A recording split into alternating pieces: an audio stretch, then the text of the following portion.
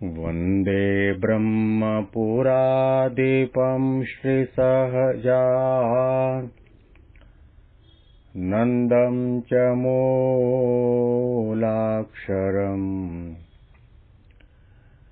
श्रेयस्कारणसद्गुणैकनिलयम् श्रीप्रागजिह्वावतः ब्रह्मोपासनधारकं गुरुहरिं यज्ञं तथा योगिनं प्रत्येवं प्रमुखं महन्तमनिशं श्रीजीस्वरूपं मुदा મહિમાનો મહિમા પ્રવચન માળામાં આજે 21મી ઓગસ્ટ 2024 બુધવારના દિવસે તમામ સંતો હરિભક્તોને મારા સાષ્ટાંગ પ્રણામ. જય સ્વામિનારાયણ. હેપી વચનામૃત દ્વિશતાબ્દી મહોત્સવ. હેપી પ્રમુખ સ્વામી મહારાજ શતાબ્દી મહોત્સવ. છેલ્લા 23 દિવસથી આપણે ગઢડા અંત્યનું 14મું વચનામૃત સાંભળી રહ્યા છીએ. આ વચનામૃતમાં ઘણા પ્રશ્નો સંતો અને ભક્તોએ મહારાજની આગળ વ્યક્ત કર્યા. તે તમામ પ્રશ્નો આધ્યાત્મિક, તમામ પ્રશ્નો આધ્યાત્મિક માર્ગમાં આવતા વિઘ્નોને કેમ ટાળવા,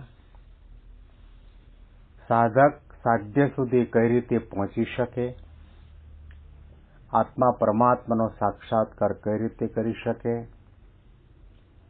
બાહ્ય સાધના તો સૌ કોઈ કરતા હોય, પરંતુ આંતરિક સાધનાની જે મહત્તા આધ્યાત્મિક માર્ગમાં 99% બતાવવામાં આવી છે, એ કઈ રીતે થાય, સંત અને ભગવંત અને આપણા ઉપર વિશ્વાસ કઈ રીતે આવે, આવા અદ્ભુત પ્રશ્નો અને એ પ્રશ્નોનું સુયોગ્ય શાસ્ત્રોક્ત અનુભવગમ્ય જવાબ ઉત્તર સ્વરૂપે મહારાજે આપ્યા છે. આત્માનંદ સ્વામીનો પ્રશ્ન અને એના ઉપર આપણે વિવરણ ને નિરૂપણ સાંભળી રહ્યા છીએ. પછી આત્માનંદ સ્વામીએ પૂછ્યું છે, મનમાં તો એમ નિશ્ચય છે જે દેહ પર્યંત પરમેશ્વરના ગમતામાં જ રહેવું છે. ભગવાનનો ભક્ત કોને કહેવાય? આ પ્રશ્નમાં પણ મર્મ અને રહસ્ય આપણને સમજાય છે કે જીવનના છેલ્લા શ્વાસ સુધી મારે ભગવાનના ગમતા પ્રમાણે જીવન જીવવું છે. ઘણું કઠણ છે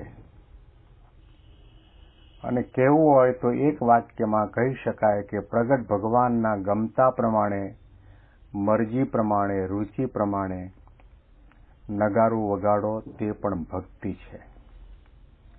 છાણવાસીદો કરો તે પણ ભક્તિ છે. પારાયણ પ્રવચન કરો તે પણ ભક્તિ છે. માંદા સાધુ કે ભક્તોની સેવા કરો એ પણ ભક્તિ છે. અને ભગવાન અને સંતની મરજી, રુચિ, અભિપ્રાય પ્રમાણે પ્રગટ ભગવાનથી લાખો કરોડો માઇલ દૂર રહીને એમની આજ્ઞા પ્રમાણેની જે કંઈ સેવા સોંપી હોય તે કરો, એ સહી રૂપમાં 100% સાચી ભક્તિ છે. આ વિચાર બહુધા આપણને આવે તો છે, પરંતુ લબક જબક આવે છે. પૂજ્ય ડોક્ટર સ્વામી, પૂજ્ય આનંદ સ્વરૂપ સ્વામી, પૂજ્ય કોઠારી બાપા, આવા પવિત્ર સંતોના મુખે આપણે કથા વાર્તા જોરદાર સાંભળીએ અને થોડા દિવસની અંદર તો આપણને પારો ચડી જાય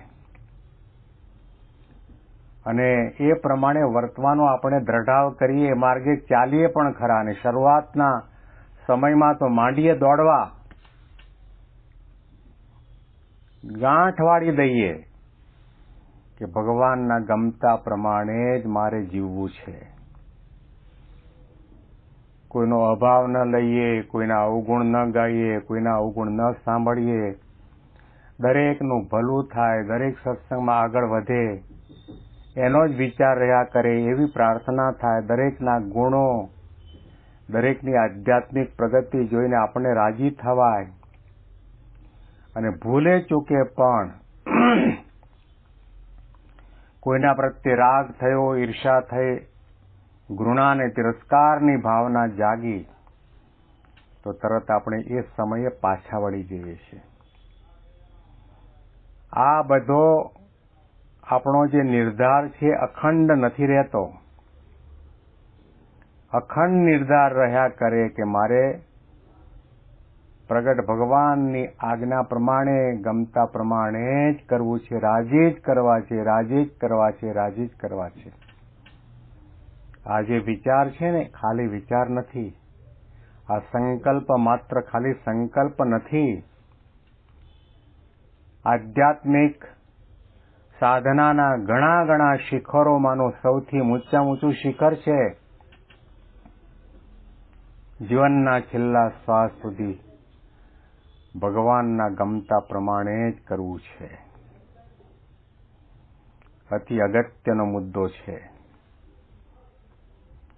આપણે આપણા વર્તુળમાં, આપણા મંડળના અમુક હરિભક્તોને ગમે, અમુક સંતોને ગમે એવું આપણે કરીએ છીએ. આપણે આપણું મનગમતું કરીએ છીએ. જો હું એમના કહેવા પ્રમાણે નહીં કરું, એમની વાતમાં નહીં ભળું અને એમની હામાં હા નહીં ભેળવું તો મારી સાથે સંબંધ તોડી નાખશે અથવા તો મારો એને અભાવ કે અવગુણ આવશે. એવી મોહબ્બતમાં રહીને પણ આપણે ભગવાનના ગમતા પ્રમાણે રહી શકતા નથી. એ કુંડાળામાંથી બહાર નીકળી શકતા નથી. આપણે પહેલો વિચાર તો એ કરવાનો છે, દુનિયાને જે માનવું હોય તે ભલે માને, દુનિયાને ભલે જે કહેવું હોય તે કહે, પણ જે હું કંઈક કરું છું, બોલું છું, સાંભળું છું, જોઉં છું, વિચારું છું, સેવા ભક્તિ સત્સંગ કરું છું, એમાં મારા ઈષ્ટદેવ ભગવાન સ્વામિનારાયણ અને પ્રગટ ગુરુહરિ પ્રમુખ સ્વામી મહંત સ્વામી મહારાજ રાજી થશે કે નહીં થાય, એનો વિચાર જો આપણને આગા કરે તો સમજવું કે આપણા ઉપર ભગવાન અને સંતની બહુ મોટી કૃપા થઈ છે. બહુ ઓછા સમય માટે આપણને આવો વિચાર જાગતો હોય છે. બાકી બહુધા આપણો સત્સંગ ને આપણી સેવા અને આપણી ભક્તિ લોલમ લોલ થતી હોય છે. બહુધા આપણે આપણા વર્તુળના લોકોનો જ વિચાર કરતા હોય છે. એને કેમ લાગશે, એ શું માનશે, એ શું કહેશે. પણ ભગવાન અને સાધુ આપણા ઉપર આનાથી રાજી થશે કે કેમ, એનો વિચાર આપણને નથી આવતો. પછી આત્માનંદ સ્વામીએ પૂછ્યું, જે મનમાં તો એમ નિશ્ચય છે જે દેહ પર્યંત પરમેશ્વરના ગમતામાં જ રહેવું છે, તો પણ એમ જાણીએ છીએ જે પરમેશ્વર અને સંતને કેમ કરીએ તો આપણો વિશ્વાસ આવે, આપણે એમનો વિશ્વાસ સંપાદન કરી શકીએ એવો વિચાર આપણી પાસે છે, એવી ક્રિયા આપણે કરીએ છીએ, એવી રીતે આજ્ઞા પાડીએ છીએ, એવી રીતે સત્સંગ ને ભક્તિ આપણે કરીએ છીએ. આપણી વાહ કરતા હોય અને આપણને માન પાન ને આદર આપતા હોય, આપણે કંઈ ના હોઈએ તો પણ ચણાના ઝાડ ઉપર આપણને ચડાવી દેતા હોય, એવું કરવાનું આપણને ગમે છે. લોકોનો વિશ્વાસ સંપાદન કરવા માટે આપણે બધું કરીએ છીએ, પરંતુ ભગવાન અને સંતને આપણા ઉપર વિશ્વાસ આવે એ અતિ અગત્યનો મુદ્દો છે. ભગવાનના ગમતા પ્રમાણે કરવું એવો નિશ્ચય છે, બહુ સારી વાત છે. એને આપણે જરૂર 100% માર્ક્સ આપી દઈએ, પણ એનાથી ઘણા ઘણા કદમ આગળની સાધના કહો કે ધ્યેય કહો કે વિચાર કહો, એ છે કે સંત અને ભગવંત અને આપણામાં વિશ્વાસ આવે, આપણા ભક્તપણામાં વિશ્વાસ આવે, આપણી સાધનામાં વિશ્વાસ આવે, આપણી નિષ્ઠામાં વિશ્વાસ આવે, આપણી ભક્તિમાં વિશ્વાસ આવે, આપણા સત્સંગ અને સેવામાં વિશ્વાસ આવે. એમને એમ થાય કે આ કોઈ દિવસ સત્સંગમાં પાછો નહીં પડે. એને ગમે તેવું વઢવામાં આવે, ટોકવામાં આવે, કહેવામાં આવે, અડધૂત કરવામાં આવે, દૈહિક દુઃખ આવે, વ્યવહારિક આવે, સામાજિક દુઃખ આવે, અપમાન તિરસ્કાર થાય, એનું ન સચવાય, તો પણ આ મારો જે સાધુ અને આ મારો ભક્ત છે એને ઊની આંચ નહીં આવે, સત્સંગમાંથી લેશ માત્ર પણ ચડાઈમાં નહીં થાય, આવો જે વિશ્વાસ છે એને પ્રાપ્ત કરવા માટે આપણે આપણા સત્સંગમાં આવ્યા પછી શું કરીએ છીએ? કરવાની વાત તો બાજુ પર રહો, પણ આપણને આવો વિચાર આવે છે કે સંતને અને ભગવંતને મારા ઉપર વિશ્વાસ આવે. આત્માનંદ સ્વામીએ મહારાજને પ્રશ્ન કર્યો, એવું અમે શું કરીએ? એવી કઈ સાધના કરીએ? એવો કયો વિચાર રાખીએ? એવી કઈ ક્રિયા કરીએ? એવો કેવો સત્સંગ કરીએ? એવું કયું તપ કરીએ કે જેણે કરીને સંત અને ભગવંત અને આપણા ઉપર વિશ્વાસ આવે? તો પ્રગટની વાત આવી અહીંયા. અક્ષરધામમાં મહારાજ બેઠા છે એની વાત નથી. એ મહારાજ આ લોકમાં ગુણાતીત સંત યોગી બાપા પ્રમુખ સ્વામી અને મહંત સ્વામી મહારાજ દ્વારા આપણને પ્રગટ અને પ્રત્યક્ષ મળ્યા છે એની વાત આવી. એને આપણા ઉપર વિશ્વાસ આવે. પ્રગટની ભક્તિની વાત છે, એમને રાજી કરવાની વાત છે. ઘણા ઘણા વચનામૃતોની અંદર શ્રીજી મહારાજે પ્રગટ ભગવાન, પ્રત્યક્ષ ભગવાનના મહિમાની, એની ભક્તિની, એમની આજ્ઞા પાળવાની, એને રાજી કરવાની ઘણી ઘણી વાતો કરી છે. આ પ્રશ્ન પૂછાયો પછી શ્રીજી મહારાજ બોલ્યા છે, વિશ્વાસ તો પરમેશ્વરને અને સંતને ત્યારે આવે જ્યારે અતિશય માંદો થાય અને તે મંદવાડમાં ચાકરી પણ સારી પેઠે ન થઈ હોય તો પણ કોઈનો અવગુણ ન લે અને પોતે મૂંઝાય પણ નહીં. વિશ્વાસ ક્યારે આવે? પ્રશ્ન પૂછવાવાળા સાધુ છે. મહારાજના 500 પરમહંસો હતા, એમાંના આત્માનંદ સ્વામીએ પ્રશ્ન પૂછ્યો છે. મહારાજે કહ્યું કે સંત અને ભગવંત અને આપણામાં વિશ્વાસ ક્યારે આવે કે અતિશય માંદો થાય, બીમારી ભયંકર આવે શરીરમાં, અને એ મંદવાડ એવો થાય કે એની અંદર કોઈ ચાકરી કરવા વાળું ન હોય, ગરમ પાણી કરીને કોઈ આપતું ન હોય, પગ દબાવતું ન હોય, દવા દારૂ કરતા ન હોય, ઠંડી લાગતી હોય તો એને ધાબળો કોઈ ઉઢાડતું ન હોય, પાયખાને જવું હોય તો કોઈ ઊભા કરીને હાથ પકડીને લઈ જવા વાળું ન હોય.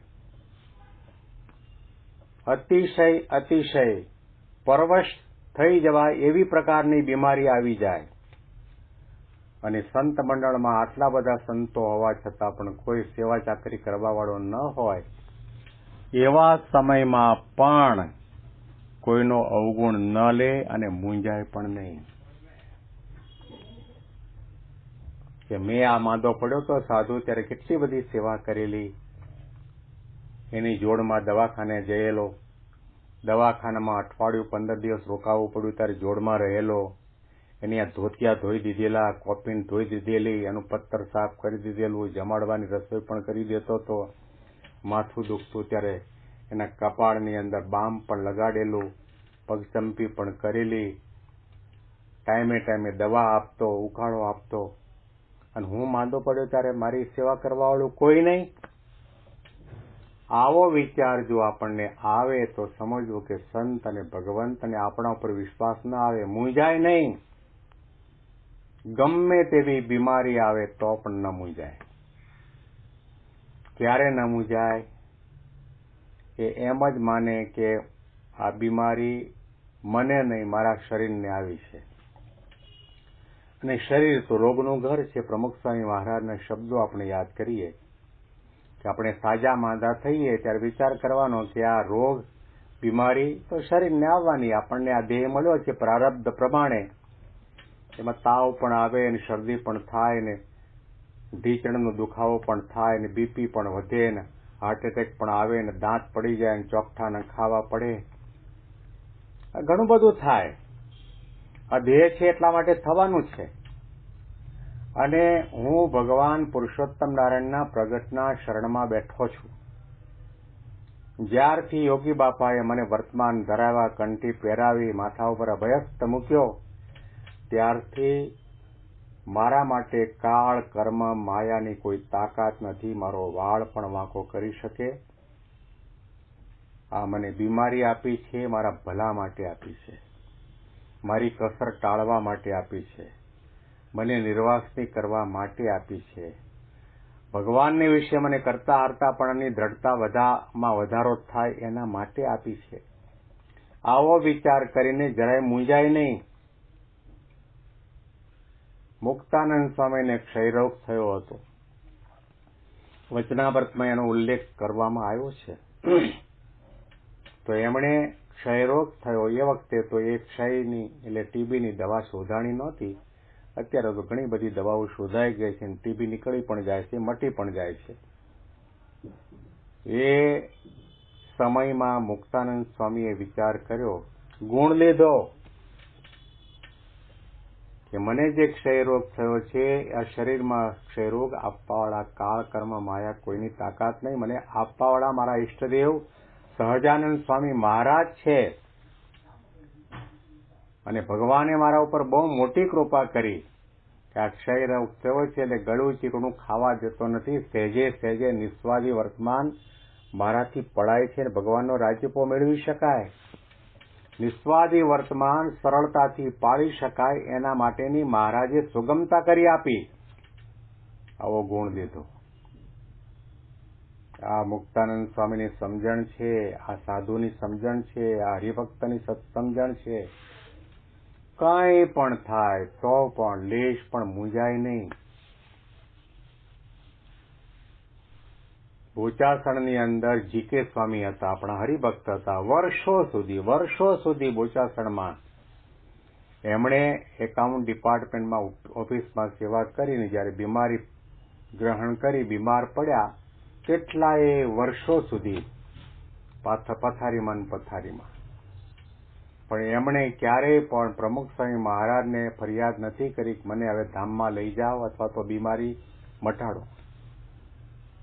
સમજણ છે કે મહારાજ મારી કસર ટાળવા માટે, નિર્વાસની કરવા માટે, છેલ્લો જન્મ કરવા માટે, દિલ, દિમાગ અને ઇન્દ્રિયો, અંતઃકરણ અને આત્માને પરિશુદ્ધ કરવા માટે મહારાજે કૃપા કરીને મને આ બીમારી આપી છે.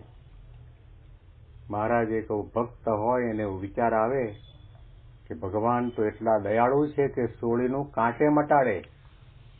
આપણને સોળીના માચડે ચડાવીએ એવા પ્રકારના પૂર્વજન્મના કર્મ હોય એની જગ્યાએ ભગવાન અને સંતની શરણાગતિ સ્વીકારી એટલા માટે એક નાનો સરખો કાંટો પગમાં વાગે એટલા દુઃખમાંથી સોળીનું દુઃખ મટાડી દે.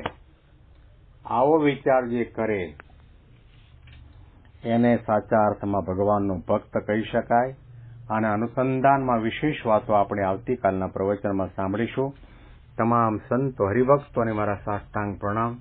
જય સ્વામિનારાયણ.